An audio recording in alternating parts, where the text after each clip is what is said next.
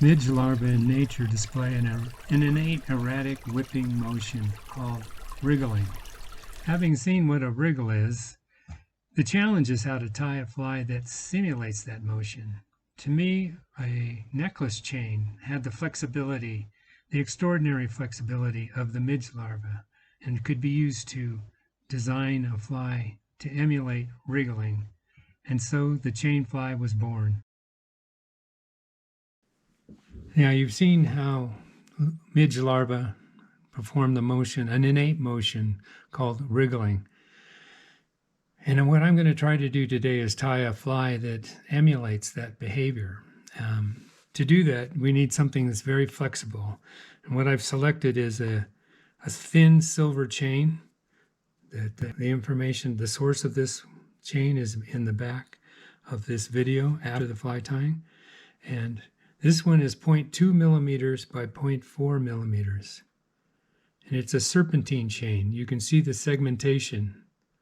And I think that represents the natural well. There also, these midge larvae come in a yellowish gold color, like this. And so I use a golden chain for that. And while I cut the chain, I'm going to show you one of the yellow gold midges.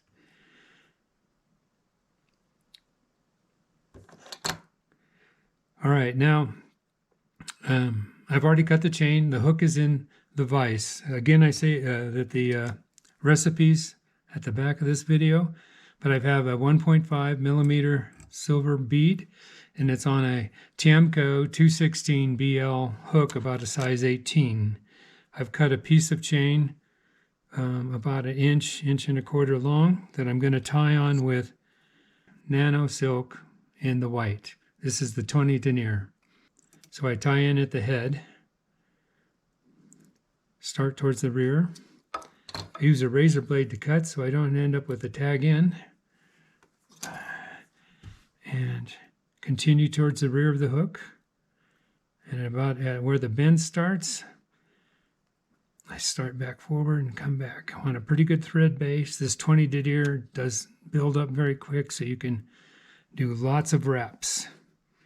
So now I'm going to tie in the silver chain here about halfway using the pinch method. Don't worry about it going over to the side of the hook. We'll bring her back up like that.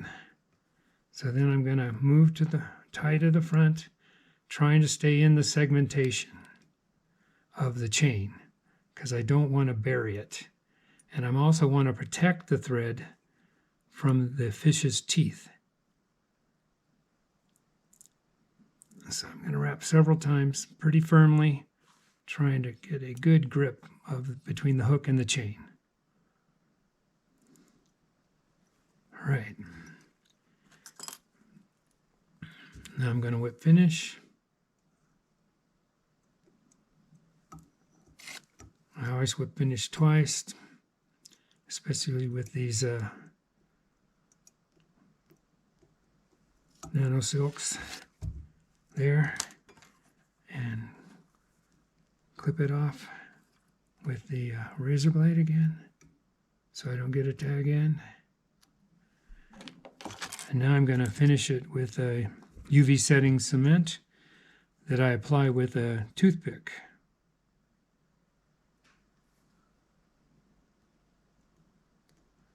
The toothpick is to control the volume of the cement, as well as I can wipe off any excess, because I don't want it building up and interfering with the segmentation effect caused by the chain, the serpentine chain.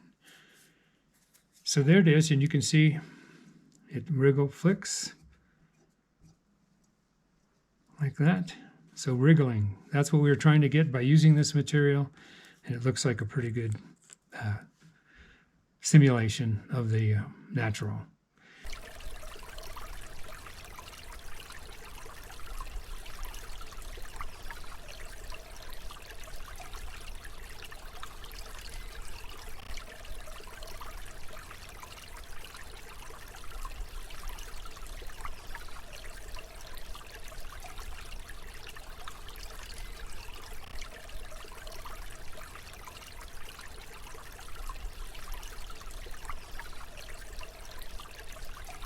I have to show you another technique for tying the chain fly. You can see there's a twist in this, and that twist is in there to keep it from kinking when it's on your neck.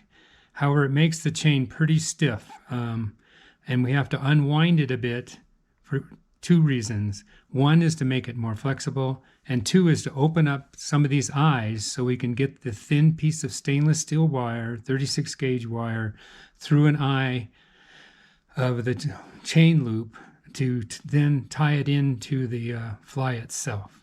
So here we're going to take this and put it in the vise like this. And by inspection, you try to see which way the twist's going. I think it has to be untwisted this way. So taking my little 4-inch locking pliers, I get a grip on it. Always have a hard time getting a grip. And I turn the chain to try and open it up, and I pull it. Physically pull on the chain slightly to get those eyes open up in the loops. So then I can thread in the 36 gauge wire. It's a delicate process. These are brass chains that are gold plated, and so they are a little tender. But there you can see how much looser this chain has got for this swimming motion that we want. Here is a red midge larva that I've tied up, and it's gotten quite stiff because of the thread along the shank of the hook. And after, this is the same fly after I've stretched it.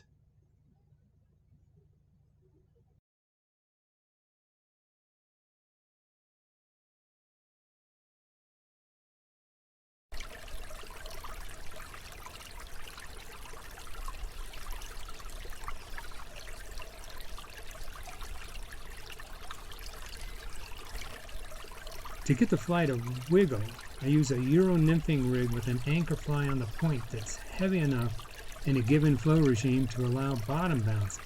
Bottom bouncing induces a subtle jigging action that simulates a swimming motion in the dropper.